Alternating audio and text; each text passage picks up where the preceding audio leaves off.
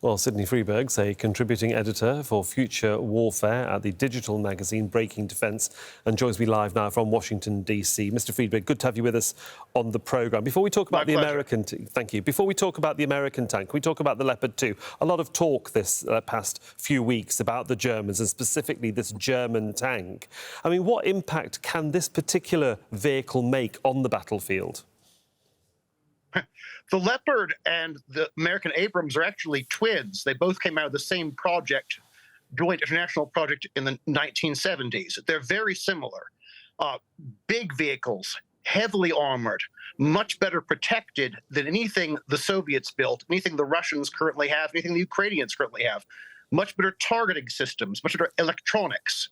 The difference between Leopard and Abrams is primarily the engine. The Leopard has a diesel, much more common, much easier to maintain. The Abrams is a higher performance, but rather more finicky turbine engine, which is very unusual for a tank, although there are some Ukrainian tanks that do have turbines.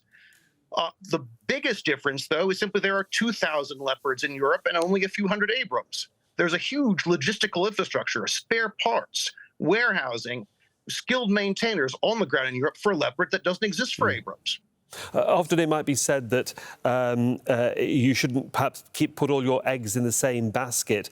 How will these two types of tanks, if and when deployed to Ukraine, complement both each other on the battlefield and also the locations that they might be deployed within Ukraine?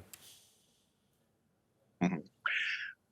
The Ukrainian steppe, the eastern region, where the fighting is concentrated now, is precisely ideal tank country, and for that matter, cavalry country for centuries before that, for the Mongols, sweeping across the plains. It's good territory for mobile warfare, and that's what a tank is all about.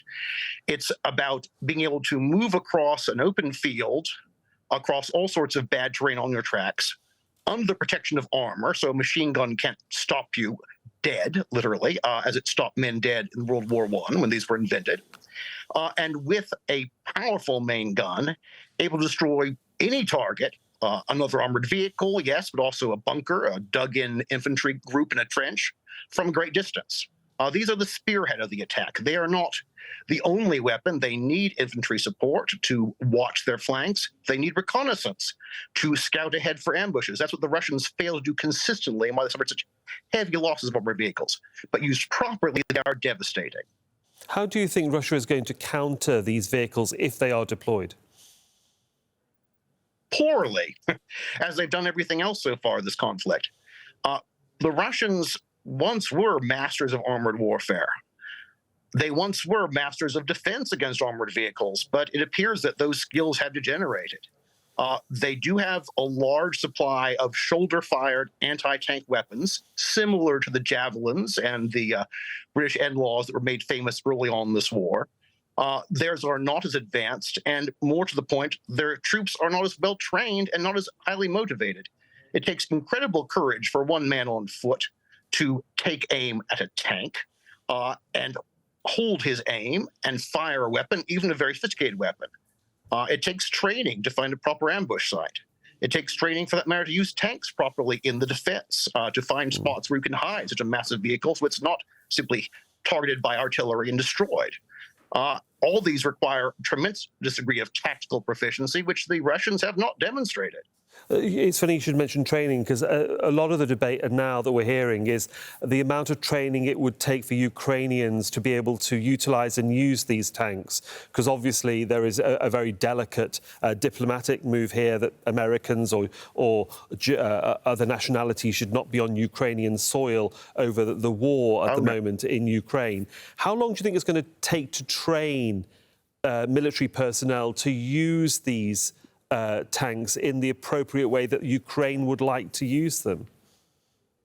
Yes. I spoke to half a dozen different armored officers, familiar most with Abrams, but also with the British Challenger and with the German Leopard. The consensus answers varied anywhere from 4 weeks to 11, but typically 5, 6, perhaps 7 weeks for a crash course. Remember, these are not raw recruits the Ukrainians are going to be sending. The American tank course for a brand new private is 22 weeks. These men won't need that. They've been fighting in tanks. They know how to use terrain to their advantage. They know how to coordinate with infantry. They know how to stage ambushes. They know how to advance. What they need is to know the specifics, the technical specifics of how to use these much heavier, much better protected, much more complicated Western main battle tanks, how to use them to the greatest effect. They're not going to be taking weekends off. They're not going to be going home for holidays. They're going to come to probably a training facility in Poland and bear down and work 12-hour days or longer. So it is possible, mind you, not necessarily certain or even probable, that the first cadre of Ukrainian veteran tankers could be qualified on the Leopard 2 within 4 or 5 weeks. That's critical timing, because that's actually just before the winter snows and the ice begin to thaw in Ukraine, turning the steppe into a sea of mud. Once that Rasputitsa happens, as the Germans could tell you, or Napoleon from their invasions, nothing is moving easily across that countryside. It'll be interesting to see what does happen. For the moment, Sidney Freedberg, thanks so much for joining us from Washington, D.C. Thank you. My very great pleasure.